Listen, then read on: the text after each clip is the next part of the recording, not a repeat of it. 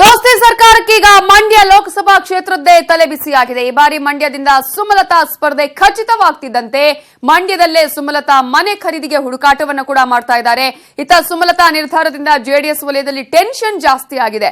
ಮಂಡ್ಯದಲ್ಲಿ ಜೆಡಿಎಸ್ನ 7 ಶಾಸಕರಿದ್ರೂ ಕೂಡ ಕಾಂಗ್ರೆಸ್ನಿಂದ ಒಂದು ವೇಳೆ ಸುಮಲತಾ ಸ್ಪರ್ಧಿಸಿದ್ರೆ ಗೆಲ್ಲೋದು ಸುಲಭ ಅಲ್ಲ.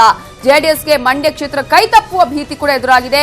ಹೀಗಾಗಿ ಸೀಟು ಹಂಚಿಕೆ ಕುರಿತ ಗೊಂದಲ ನಿವಾರಣೆಗೆ ಕೆಕೆ ಗೆಸ್ಟ್ ಹೌಸ್ ಅಲ್ಲಿ ಕಾಂಗ್ರೆಸ್ ಹಾಗೂ ಜೆಡಿಎಸ್ ಸಭೆ ಮಾಡ್ತಾ ಇದೆ. ಪರಮೇಶ್ವರ್, ದಿನೇಶ್ ಗುಂಡೂರಾವ್ ಜೊತೆ ಎಚ್.ಡಿ. ರೇವಣ್ಣ ಸಮಾಲೋಚನೆಯನ್ನ ಮಾಡ್ತಿದ್ದಾರೆ. ಸುಮಲತಾ ಸ್ಪರ್ಧೆ ಬಗ್ಗೆಯೂ ಕೂಡ ಚರ್ಚೆ ನಡೀತಾ ಇದೆ ಅನ್ನುವಂತಹ ಮಾಹಿತಿಗಳು ಲಭ್ಯವಾಗಿದೆ. ಈಗಾಗಲೇ ಮಂಡ್ಯ ಕ್ಷೇತ್ರದಲ್ಲಿ ಸುಮಲತಾ ಅವರು ಸ್ಪರ್ಧೆ ಮಾಡಿದ್ರೆ ಜೆಡಿಎಸ್ನ 7 ಶಾಸಕರಿದ್ರೂ ಕೂಡ ಅಲ್ಲಿನ ಯಾರು ಅಭ್ಯರ್ಥಿ ಆಗ್ತಾರೆ ಅವರು ಗೆಲ್ಲೋದು ಕಷ್ಟ ಅಂತಾನೆ ಹೇಳಲಾಗ್ತಾ ಇದೆ. ಹಾಗಾಗಿ ಈಗ ಜೆಡಿಎಸ್ ಮತ್ತು ಕಾಂಗ್ರೆಸ್ ಎರಡೂ ಪಕ್ಷಗಳು ಈಗ ಸಭೆಯನ್ನ ಮಾಡ್ತಾ ಇವೆ. ಹಾಗೇನೆ ಸುಮಲತಾ ಅವರ ಒಂದು ಚರ್ಚೆ, ಸುಮಲತಾ ಅವರ ಸ್ಪರ್ಧೆಯ ಬಗ್ಗೆ ಕೂಡ ಅಲ್ಲಿ ಚರ್ಚೆ ನಡೆಯುತ್ತೆ ಅಂತ ಹೇಳಲಾಗ್ತಾ ಇದೆ. ಇನ್ನೊಂದು ಕಡೆ ನಾವು ಗಮನಿಸಬಹುದು, ಸುಮಲತಾ ಅವರು ಮಂಡ್ಯದಲ್ಲೇ ಮನೆ ಖರೀದಿ ಮಾಡೋದಕ್ಕೂ ಕೂಡ ಈಗ ಮುಂದಾಗಿದ್ದಾರೆ. ಮನೆಯ ಹುಡುಕಾಟದಲ್ಲಿದ್ದಾರೆ. ಯಾಕಂದ್ರೆ ಮಂಡ್ಯದಲ್ಲೇ ಈಗಾಗಲೇ ನಿಲ್ಲುವಂತಹ ಒಂದು ಮುನ್ಸೂಚನೆ ಸಿಕ್ಕಿರುವಂತಹ ಹಿನ್ನೆಲೆಯಲ್ಲಿ, ಮಂಡ್ಯ ಕ್ಷೇತ್ರದಲ್ಲೇ ಕಣಕ್ಕಿಳಿಯುವಂತಹ ಸೂಚನೆ ಇರುವಂತಹ ಹಿನ್ನೆಲೆಯಲ್ಲಿ ಈಗ ಮಂಡ್ಯದಲ್ಲಿ ಮನೆ ಖರೀದಿಗೆ ಮುಂದಾಗಿದ್ದಾರೆ. ಇನ್ನು ದೋಸ್ತಿ ನಡುವೆ ನಡೀತಾ ಇರುವ ಮಂಡ್ಯ ಟಿಕೆಟ್ ಗಲಾಟೆಗೆ ಟ್ರಬಲ್ ಶೂಟರ್ ಡಿಕೆಶಿ ಪ್ರತಿಕ್ರಿಯೆ ಕೊಟ್ಟಿದ್ದಾರೆ. ಬೈ ಎಲೆಕ್ಷನ್ ವೇಳೆಯೇ ಜೆಡಿಎಸ್ಗೆ ಮಂಡ್ಯ ಬಿಟ್ಕೊಟ್ಟಿದ್ದೇವೆ, ಹಾಗಾಗಿ ಮಂಡ್ಯ ಟಿಕೆಟ್ ವಿಚಾರದಲ್ಲಿ ಗೊಂದಲ ಇಲ್ಲ ಅಂತ ಹೇಳುವ ಮೂಲಕ ಸುಮಲತಾ ಅಂಬರೀಷ್ಗೆ ನಿರಾಸೆ ಮೂಡಿಸಿದ್ದಾರೆ.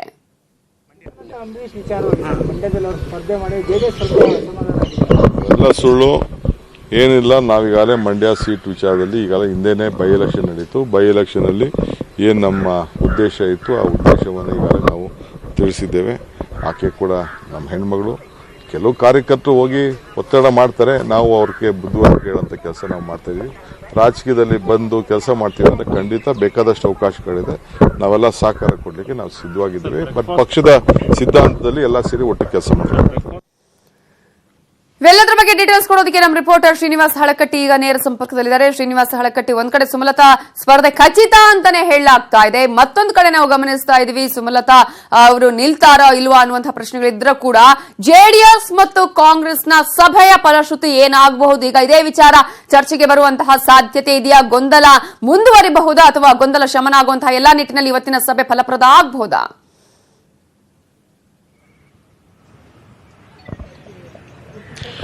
ನವಿತಾ, ಮಂಡ್ಯ ವಿಚಾರದಲ್ಲಿ ಏನು ಸುಮಲತಾ ಅವರು ಸ್ಪರ್ಧೆ ಮಾಡಬೇಕೋ ಮಾಡಬಾರ್ದು ಅಂತಕ್ಕಂಥ ವಿಚಾರ ಏನಿದೆ, ಇದು ಜೆಡಿಎಸ್ ಮತ್ತು ಕಾಂಗ್ರೆಸ್ ಲೋಕಸಭಾ ಸೀಟು ಹಂಚಿಕೆ ವಿಚಾರದಲ್ಲಿ ಸಾಕಷ್ಟು ಗೊಂದಲಕ್ಕೆ ಕಾರಣವಾಗಿದೆ ಅಂತ ಹೇಳ್ಬೋದು. ಅಂದ್ರೆ ಒಂದು ಕಡೆ ಸುಮಲತಾ ಅವರು ಸಿದ್ದರಾಮಯ್ಯ ಅವರನ್ನ ಭೇಟಿ ಮಾಡ್ತಾರೆ, ನಾನು ಸ್ಪರ್ಧೆ ಮಾಡ್ತೀನಿ ಅಂತಕ್ಕಂಥ ಒಂದು ಮಾತನ್ನು ಹೇಳ್ತಾರೆ. ಜೊತೆ ಕಾಂಗ್ರೆಸ್ನ ಒಂದು ಮಂಡ್ಯದ ಒಂದು ಕಾಂಗ್ರೆಸ್ ಕಾರ್ಯಕರ್ತರು, ಕಾಂಗ್ರೆಸ್ ಮುಖಂಡರು ಕೂಡ ಸುಮಲತಾ ಅವರಿಗೆ ನೀವು ಕಂಟೆಸ್ಟ್ ಮಾಡಿ ಅಂತಕ್ಕಂಥ ಒಂದು ಒತ್ತಡವನ್ನು ಕೂಡ ಹೇಳ್ತಾರೆ. ಅದೊಂದು ಸಂದರ್ಭದಲ್ಲಿ ಪಕ್ಷ ಒಂದು ವೇಳೆ ನಾನು ಟಿಕೆಟ್ ಕೊಡದೆ ಹೋದ್ರೆ ನಾನು ಇಂಡಿಪೆಂಡೆಂಟ್ ಆಗಿ ನಿಂತ್ಕೊಳ್ಳಿಕ್ಕೂ ನಾನು ರೆಡಿ ಅಂತಕ್ಕಂಥ ಒಂದು ಪರೋಕ್ಷವಾಗಿರ್ತಕ್ಕಂಥ ಹೇಳಿಕೆಯನ್ನ ಸುಮಲತಾ ಅವರು ಕೊಡ್ತಾರೆ. ಸುಮಲತಾ ಅವರ ಈ ನಡೆ ಒಂದು ದೋಸ್ತಿಯ ಸೀಟು ಹಂಚಿಕೆ ವಿಚಾರದಲ್ಲಿ ಸಾಕಷ್ಟು ಒಂದು ಗೊಂದಲಕ್ಕೆ ಕಾರಣ ಆಗಿದೆ ಅಂತಕ್ಕಂಥದ್ದು. ಇದೇ ಒಂದು ಕಾರಣಕ್ಕಾಗಿನೇ ದಿನೇಶ್ ಗುಂಡೂರಾವ್ ಅವರು ದೇವೇಗೌಡರನ್ನ ಭೇಟಿ ಮಾಡಿರ್ತಕ್ಕಂಥ ಸಂದರ್ಭದಲ್ಲಿ ದೇವೇಗೌಡರು ಯಾವುದೇ ಮಾತನಾಡದೆ ದಿನೇಶ್ ಗುಂಡೂರಾವ್ ಅವರನ್ನು ವಾಪಸ್ ಕಳಿಸಿದ್ರು. ಹೀಗಾಗಿ ಅಂತಿಮವಾಗಿ ಇದೀಗ ಒಂದು ಪ್ರಾಥಮಿಕ ಒಂದು ಸಭೆ ಶುರುವಾಗಿದೆ.